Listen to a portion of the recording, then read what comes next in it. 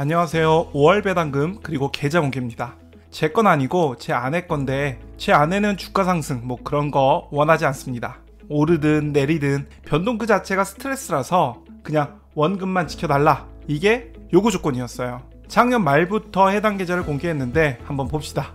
원금 7,500에 현재는 7,590, 90만원 오른 거니까 1% 정도죠. 뭐 올랐다고도 볼 수 없어요.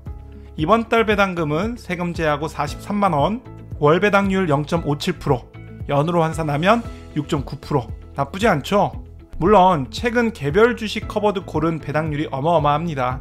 예컨대 코니 1년만 가지고 있으면 2배 된다, 이런 말들 많죠. 그럴 수도 있다고 봅니다. 현물 ETF가 승인되고 기관 자금이 들어오니까 비트코인이 예전처럼 크게 떨어질 거라고는 보지 않아요. 그래서 코니 투자도 괜찮다고 봅니다. 그럼에도 불구하고 이 세 개의 조합을 선호하는 이유 하나인데요. 안전하다. 어떤 상황이 와도 끄떡없다. 이 계좌의 목표는 오로지 원금 유지, 정확히 말하면 손해보지 않는 거. 경기가 호황이 온다면 S&P 500이 크게 오를 수 있죠. 그래서 제피도 상황이 좋을 겁니다. 다만 경제 위기가 오면 이땐 어떡하냐? 최근에 3번을 볼게요. 2001년부터 1년 6개월에 걸쳐 S&P 500은 마이너스 41% 하락했습니다. 2007년 9월부터 1년 3개월간 S&P 500은 37% 하락입니다. 2019년 6월부터 약 9개월간 S&P 500은 16% 하락이에요. 경제 위기가 오면 제피도 원금을 지킬 수 없다, 이렇게 얘기할 수 있죠. 그럼 이 시기에 올랐던 놈이 누구냐? 바로 현재 보유하고 있는 리얼티 인컴입니다. 경제 상황이 불안정하면 리얼티 인컴과 같이 안정적으로 고배당을 주는 주식들이 주목을 받을 수 있는 거죠. 리얼티 인컴은 평균 10년짜리 장기 계약으로 묶여 있다 보니까 경제가 어렵더라도 수입이 줄지는 않습니다. 자, 그럼 해당 기간 동안 리얼티 인컴을 볼 겁니다. 다만 지금 당장 투자한다 해도 경제 위기가 바로 오는 건 아니니까 위에서 본 그 기간을 기준으로 이전에 6개월 그리고 이후에 1년을 함께 보겠습니다. 1999년 11월부터 2001년 11월까지 3년 동안 S&P 500은 마이너스 20% 하락했는데요. 이 기간 리얼티 인컴은 36% 상승입니다. 2006년 1월부터 2년 8개월간 S&P 500은 플러스 0.3%, 리얼티 인컴은 플러스 20%. 2018년 6월부터 2년 동안 S&P 500의 수익률은 플러스 11%, 리얼티 인컴의 수익률은 플러스 16%. 위 3개의 기간을 비교해보더라도 리얼티 인컴이 S&P 500보다 훨씬 나은 결과를 보여줬어요. 자, 그런데 눈치 빠른 분들은 이미 느끼셨겠지만 제가 보여준 차트에 S&P 500과 리얼티 인컴 이거 2개 외에 그래프가 하나 더 있었어요. 뭐였죠? 네, 금리였습니다. 금리가 어떻게 되고 있던가요? 다시 보시면 이렇습니다. 금리가 모두 내리고 있었어요. 일반적인 통념과는 다르게 금리 인하기에는 대개가 경제 위기였습니다. 이유를 간단히 말씀드리자면 이렇습니다. 중앙정부는 어지간하면 금리를 내리지 않아요. 경제가 어지간히 나쁘지 않으면 금리를 내리지 않는다, 이 말입니다. 그러다가 문제가 생기고 말죠. 호미로 막을 걸 가래로 막는다고 큰 문제가 발생한 후에야 비로소 금리를 내립니다. 물론 금리를 한두 번 내린다고 문제가 해결되진 않아요. 따라서 금리 하락은 지속적으로 이어지는 겁니다. 가래로도 막을 수 없었기에 증시는 큰 폭으로 하락을 하는 거고요. 사실 너무 간단히 말씀을 드려서 이렇게 말씀을 드리면 여러 가지 반론을 제기하실 겁니다. 그때랑 지금은 다르다. 그때는 어쩌고 지금은 어쩌고. 이 모든 내용을 157번 영상에서 다루었는데요. 금리와 경제 위기에 대한 관계 157번 영상을 참고해주세요. 아무튼 해당 기간에는 금리가 하락했고요. 당연히 TLT는 크게 오릅니다.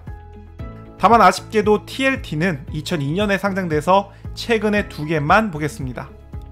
2006년 1월부터 2년 8개월 리얼티 인컴은 플러스 20%, TLT는 플러스 3%. 2018년 6월부터 2년 동안 리얼티 인컴은 플러스 16%, TLT는 플러스 35%. 자, 느껴지시나요? 이렇게 섞어 놓으면 어떤 상황에서도 설사 경제 위기가 오더라도 자산이 크게 하락하는 일 따위는 없을 겁니다.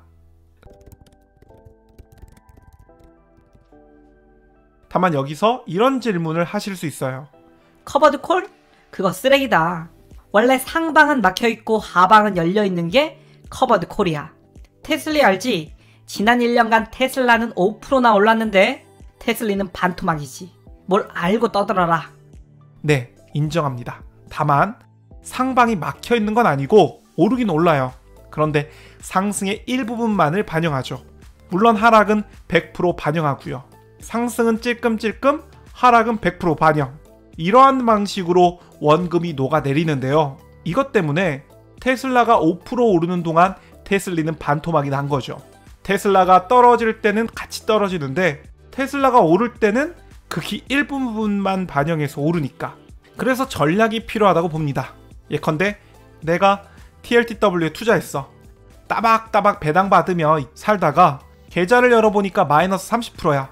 이거 원금 회복 평생 못합니다. 저라면 이렇게 할 것 같아요. 내가 100만원 투자하고 이자 받고 있는데 TLTW가 하락하더니 90만원이 됐어. 이제 TLTW 10만원 팔아서 TLT나 TMF를 매수합니다.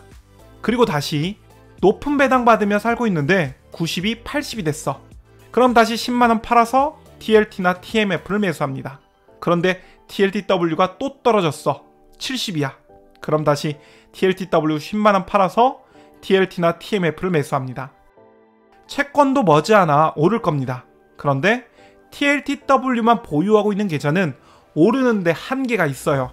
그런데 지금 보시는 것처럼 TLTW와 TLT나 TMF를 동시에 보유하고 있다. 금리가 인하될 때 상당히 오를 겁니다. 제피도 마찬가지겠죠. 만약에 경제 위기가 왔어. 그렇다면 30% 손실난 제피 원금 회복하는데 꽤 오랜 시간이 걸릴 겁니다. 하지만 이렇게 슈드와 제피를 함께 보유한다면 S&P 500이 회복하는 시기에 이 계좌도 상당히 회복할 거라 봅니다. 사실 제가 작년 말부터 항상 하던 이야기가 있었죠. TLTW가 마이너스 7%가 되면 TLTW 일부 팔아서 TMF 사겠다. 그런데 이게 뭐 좋은 건지 나쁜 건지는 모르겠는데 반년 가까이 보유하는 이 기간 동안 손실률이 마이너스 4.6%밖에 안 됩니다. 물론 배당금은 손실금을 메꾸고도 남을 만큼 많이 받아왔고요. 오늘 영상은 여기까지입니다. 오늘 영상이 도움이 되셨다면 좋아요, 구독 부탁드립니다. 감사합니다.